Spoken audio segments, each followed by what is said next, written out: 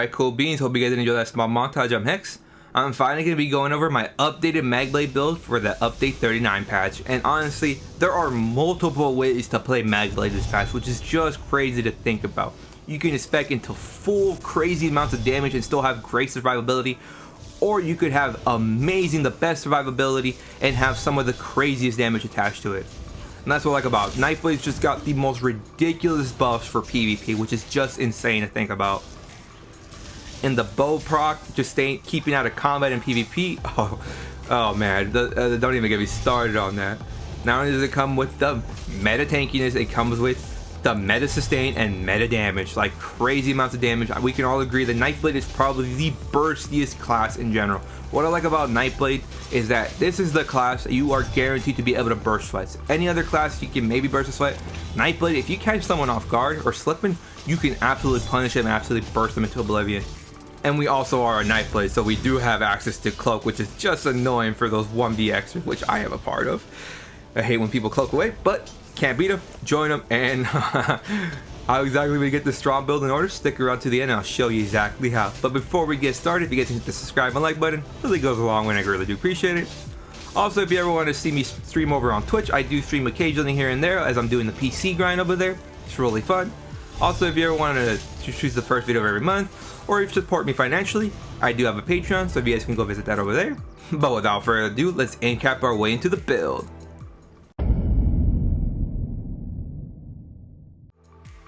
Alright, so for the skills, we are going to be going over the front bar quite a bit. So this is going to be a longer, more skills. If you already know what skills, you can just skip ahead and see what my back bar is and just move on. But like for those that don't know or want to see what actually changed with a bunch of these skills, then I would probably stick around because there's a lot that's changed about this. Alright, so first skill we do run power extraction. This is simply our buff. You cast this skill in an area around you, and if you hit a target, you get these buffs. So that's the whole point of this. You cast this every 30 seconds or right before it expires. The damage is okay. You can maybe catch someone mid-roll dodge, but the main thing is the buff. When you hit an enemy, you get major sorcery and brutality, or 20% weapon and spell damage. You also get minor courage, giving you flat 215 weapon and spell damage. And if that wasn't enough, you put minor cowardice on the target, reducing their weapon and spell damage by 215.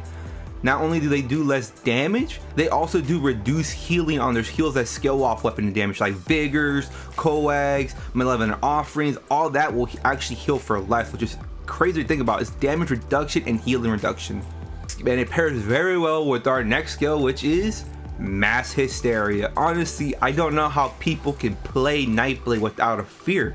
This is obviously just mostly commonly referred to as fear. This is the fear. When you think of fear, this is the skill. You cast this skill, areas around you in a 6-meter radius are feared. So they're basically stunned. They stand in place and they can't block, they can't do anything. They have to CC break for 5 seconds. That is a ridiculously long CC. If they don't have the stamina to break this, good night. Hope there's a keeper nearby for them reset.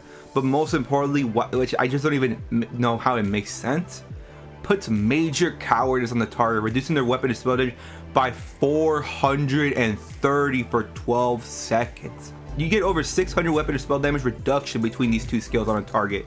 Even if you don't fear them and they're still within range, they still puts major cowardice. So don't be afraid if they're CC immune, just cast the skill to keep that major cowardice going so they get reduced healing and reduced damage. Honestly, most people might yell at me and wonder where's Camo Hunter. I don't recommend removing Mass Hysteria because it's a powerful CC. Making someone drop their block and then be able to bow them right after is really strong. But if you do want to slot Camo Hunter, where is it? There you go. If you want to slot Camo Hunter for whatever reason, you can put it right there. Next skill is what I would consider your flex spot. So depending on what monster set you run or what playstyle you play, it's going to depend on the skill. There's two options you can go. If you go, there's the damage route and then there's the sustain route on your monster set. If you're going the full damage route with Battle Orcs, we already know what Battle Orcs does. If not, stick around to the sets. Then I would highly recommend putting siphoning attacks if you're running Battle Orcs, because this will give you a ridiculous amount of sustain. You cast the skill, this thing is like almost dirt cheap, almost 1,000 mag. I don't even know how that's balanced. Your light attacks heal you for over 1,500 every time you do a light attack, and you also recover over 100 mag every light attack, which is doubled if you fully charge a heavy. That is a ridiculous amount of sustain, and then most importantly, the longer it's up, the more you refund the cost, up to over 4,200. So at 20 seconds, when this thing expires, you get over 4,200 mag, plus the mag you were getting from light attacks. If you cast this at half the time, 10 seconds, you get over 2k mag sustain, which is, honestly, this skill is just crazy. Really good for the sustain. But if you are going the sustain route, you won't need this.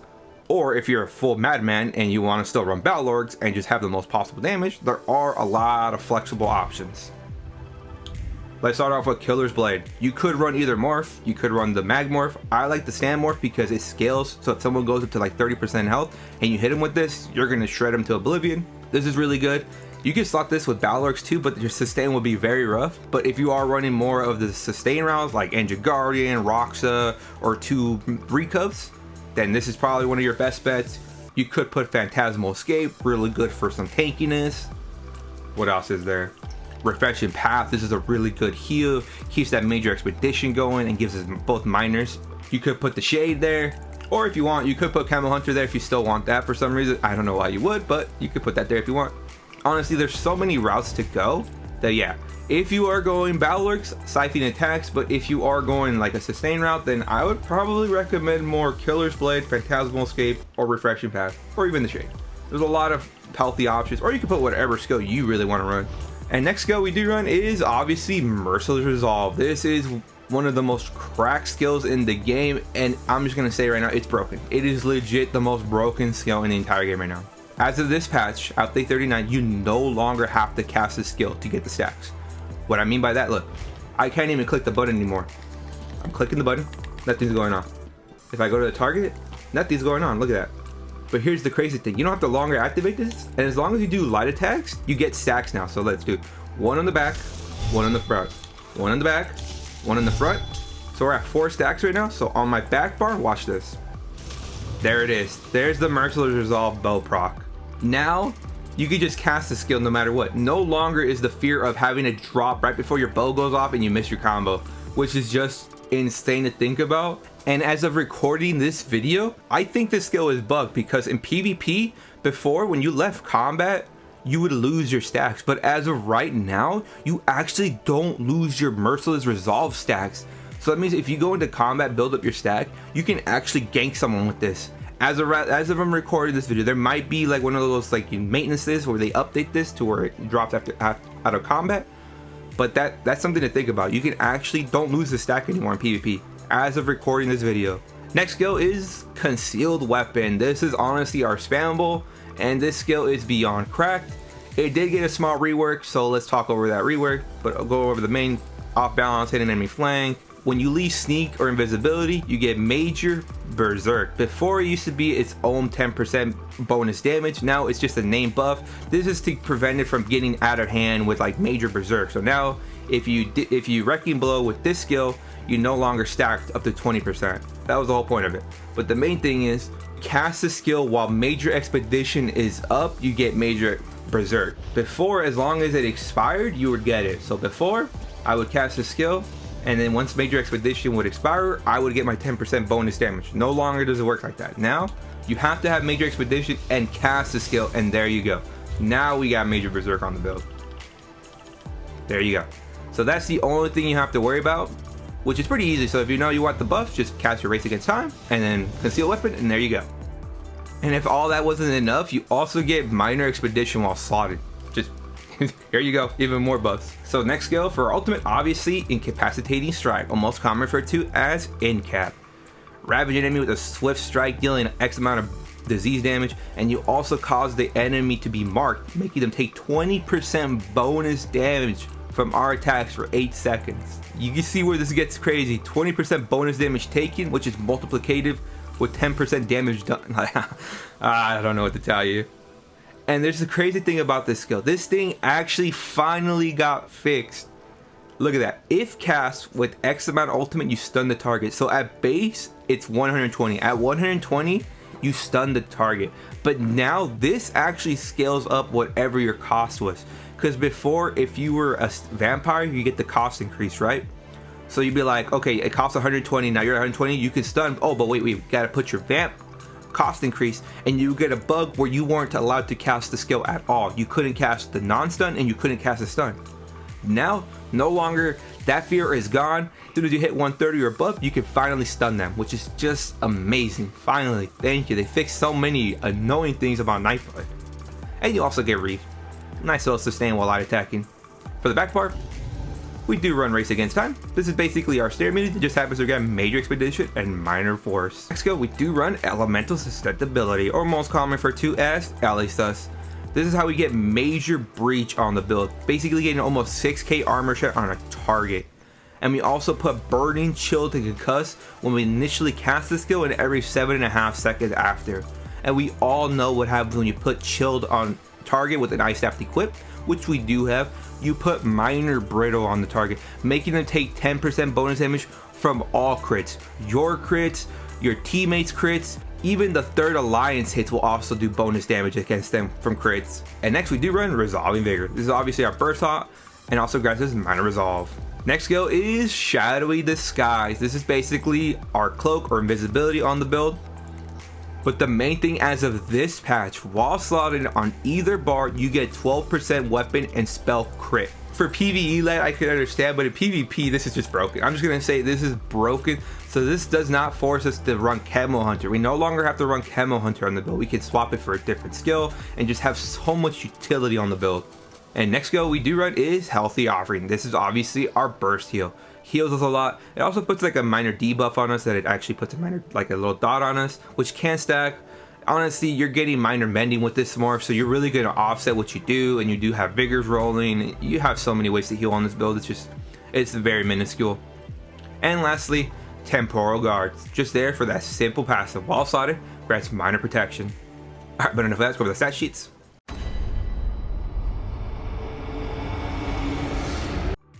So for our stat sheet, we're going to be popping a simple tripod. Let's check it over in PvP. So max mag over 25.8k, max health over 31.6k, and our max damage is over 16k. Now our recovs, mag recov over 1600, and our stand recov is over 1400. This actually can go up by an extra 150 from a CP we do have slotted when we do have an effect active on us. And for our spell damage fully proc, we're actually pushing over 6k. If we come out of stealth from invisibility, over 6,400 weapon and spell damage. And now let's all check it out with the 500 battle orcs.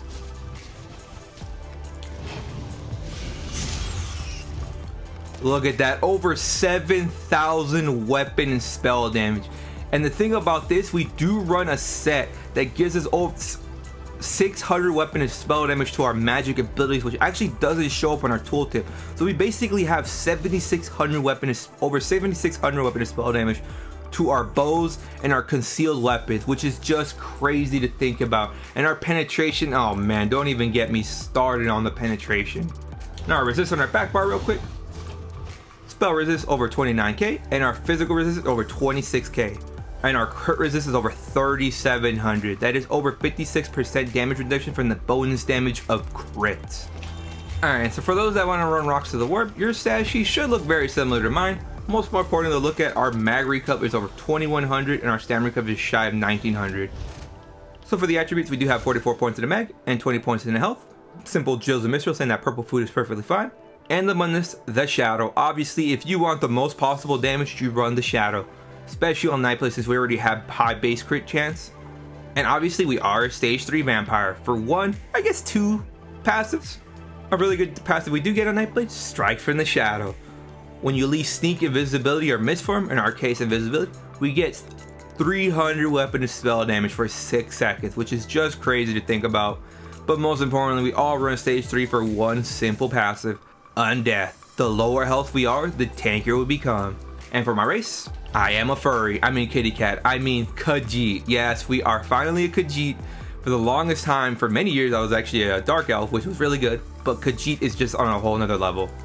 Robustness, increase our mag health and stam recov by 90. Okay. Lunar Blessings, increase our max health and stam by over 900. Okay, I guess.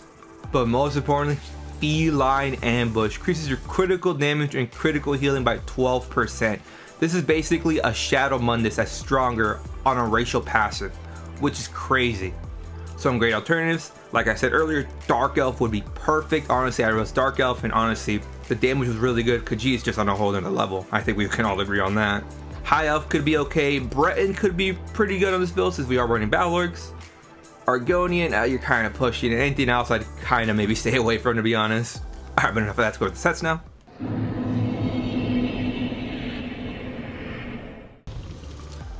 Alright, so for the first set we do run the power that is Rallying Cry. I mean, Rallying Cry needs no introduction. 2 lines of crit already got me sold. The main 5-piece. While Battle Spirit is active, so basically anytime you can kill a player, Battle Spirit is active. When you critically heal, you release a buff, guaranteeing you 300 weapon and spell damage and 1650 crit resist. That is equivalent to 25% damage reduction from the bonus damage of crits. And the crazy thing about this, it lasts for 20 seconds, 15-second cooldown, so you can have permanent uptime on this. And you can also give this to allies for a reduced potency. So even if you hit 1 or 2 allies, that's over 500 or even over 800 weapon and spell damage between the both of you. Just a ridiculously strong set.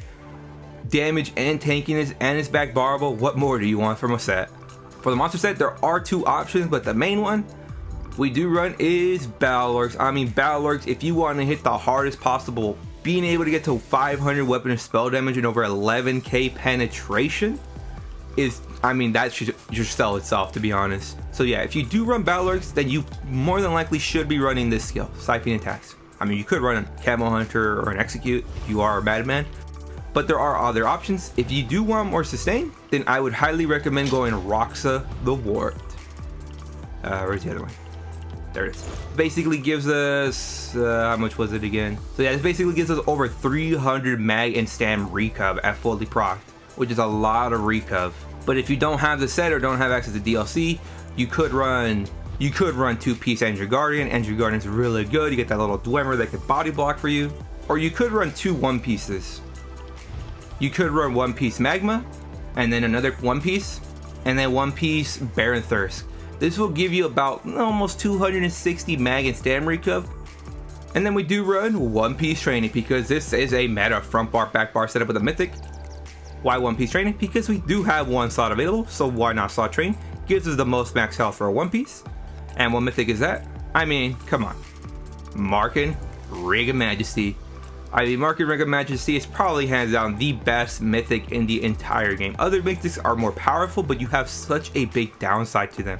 Sea Serpent, give you the most damage, but you get snared into oblivion and you're gonna get caught out and you're gonna get zerged over. Markin, you put this build together, you get 200 weapon and spell damage and over 2300 resistances. Just here you go, for free, don't even have to think. And for the main set we do run, for the front bar, we do run the sleeper that is War Maiden. Honestly, War Maidens is a very, very powerful set, especially on MagBlade, and I feel like it's very slept on. The 5-piece adds up to 600 weapon and spell damage to your magic damage abilities. Yes, so we basically get over 600 more weapon and spell damage on our tooltip to our main skill. Concealed weapon, and most importantly, Merciless Resolve. That's a lot of burst damage we're gonna be able to do to a target.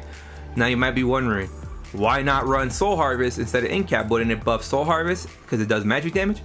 Yes and no. So it would do more damage, yes, but you have to realize the reason we run Incap is just for the stun. If we stun the target, get 20% more damage on them, we're almost guaranteed a bow proc. If we hit that bow, good night. Hope there's a keep that for the reset.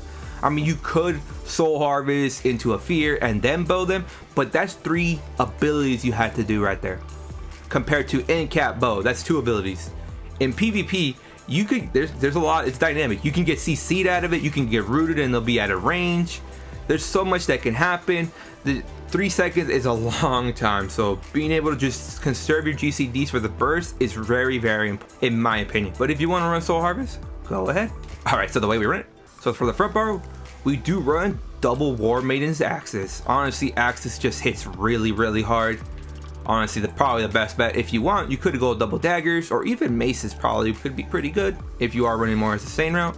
So on the main hand, we do run an Azor Stamina chat with Nirnhund. Please, on the main hand, make it Nirnhund. It makes a difference with the Azor Stamina chat. Really good for the sustain, but mostly there to be able to proc Minor Breach. On the offhand, we do run a shock damage enchant with Precise. Shock enchant, just in case Minor Vuln does drop from Melissa's, we do have another way to be able to proc it. And Precise because if you know me, you know that I love crit. For the back bar, we do run a Rallying Cry Ice Staff. I know, Rallying Cry Ice Staff, very expensive, but honestly, you just need to grab it. It's very worth it's worth the investment. With, honestly, you could run any enchant or poison on this. I run an onslaught enchant here. Gives me sustain of everything. Also does magic damage to be able to proc minor Magicka steal on the target. And defending, obviously, because Tankiness is next to Godliness. And for the body, we do run 4-2-1, yes. 4 light, 2 heavy, 1 medium. So we do run a heavy Balorg's helm, heavy chest of the training, medium shoulders of Balorg's, a light sash of Warmaiden, and light hands, legs, and feet of Rallying Cry. For the enchants, if you can, tri-stat all the pieces. And if you can't do that, tri-stat the big pieces. What I mean by that is head, chest, and legs. And if you can't do that, max mag is perfectly fine. Just adjust your health attributes at the end. And for the traits, I do run the controversial 6 M-Pen, 1 reinforced. Yes, 6 M-Pen, 1 reinforced. Only reinforced I have is a heavy chest of the training, reinforced, and the rest M-Pen. Now you might be wondering, why do you run M-Pen with Rallying Cry? Doesn't Rallying Cry give you a lot of crit resist already? Yes, it does. The thing about PvP you have to realize is that players have a vast way to increase their critical damage done. On this build, let's check it out. On this build, we do over 107% bonus damage when we crit. So we have 107%. I prefer Tankiness because if we're able to reduce damage, because what kills you in PvP is critting. If someone crits their combo, you're more than likely gonna die. So just being able to guarantee survivability is better for me. But if you prefer more well-fitted or divines, go ahead. That's what I like about builds. We fit to our playstyle. And for the jewelry, we do run a necklace and ring of Warmaiden, and obviously a mark and ring of Majesty because it only comes in a ring, duh. All infused, all with weapon and spell damage, preferably that grants mag recov, but if you have one or all with stam recov, would make or break the build. Now you might be wondering, why not run some Bloodthirsty on the build? So since NightBlades are so bursty in general, if you're at half health and you get in-cap and you get connected with a bow and it crits, you're dead. No matter what, you're gonna die. NightBlade is so bursty that it just doesn't benefit from Bloodthirsty because if they're that low, they're already gonna get bursted anyways. So why not just have that upfront damage and also all that extra weapon and spell damage for our heals? And for the food, simple Jewels of Mistral, saying that purple food is perfectly fine, grants us a lot of max health and recover of everything. But obviously if you got a deep pocket or don't mind spending a little extra, or Zofka Smoke Bear Haunch, gives us about 400 more max health and slight more recover. And for the pots, our Lord and Savior, Tripods. Simple, gives you a burst of health, mag, and stam, and also gives you mag, health, and stam recover. Alright, but let's go with the CP now. Alright, so for the blue CP, we do run Focus Mini. Increase our healing done when single target heals. Master at Arms, increase our damage done with direct damage attacks. Deadly Aim, increase our damage done with single target attacks. And Ironclad, reduces our damage taken from direct damage attacks. The typical seal of approval red Hex CP. Celerity, increases our movement speed by up to 10%. Honestly, in my opinion, the best CP in the entire game. Survival Instinct, while if there's a status effect, our core combat skills cost less. And Pain's Refuge, the more net effects we have active on us, the tankier we become. And the last one is what I would consider your flex. So if you are running Balorgs or more Balorgs for damage, then I would highly recommend Sustain by Suffering. But if you are going more of the sustain route, like with Roxa or Engine Guardian, then I would highly recommend putting Relentlessness there. And for the green CP, doesn't really matter. Rationer, Liquid Efficiency, Gifted Rider, and Steed's Blessing. But alright, that's the build. Hope you guys did enjoy it. Honestly, there are multiple ways to play MagBlade right now, which is just insane to think about. MagBlade is very sweaty. If you want to be very sweat, you play MagBlade. You do ridiculous amounts of damage, you have access to Cloak, and it just does the most damage out of the both NightBlades. Standblade will do slightly less damage. I'm talking very little damage, but it is way easier to play. MagBlade will do the most damage, but it is way sweatier to play. But as always, for those legends still stick around to the end of the video, greatly do appreciate it. When I consider hitting that like and subscribe button, really goes a long way and I greatly do appreciate it. Also, I do stream occasionally on Twitch over there, so follow me over there on Twitch. If you ever want to choose the first video of every month or want to support me financially, you could support me on Patreon. But you know the rest. Hope you did enjoy the build video. Like the video if you liked it. Comment your thoughts or experience with the build. Also anything I might have missed out, what video I should do next. Subscribe for more. But most importantly, stay Zerging.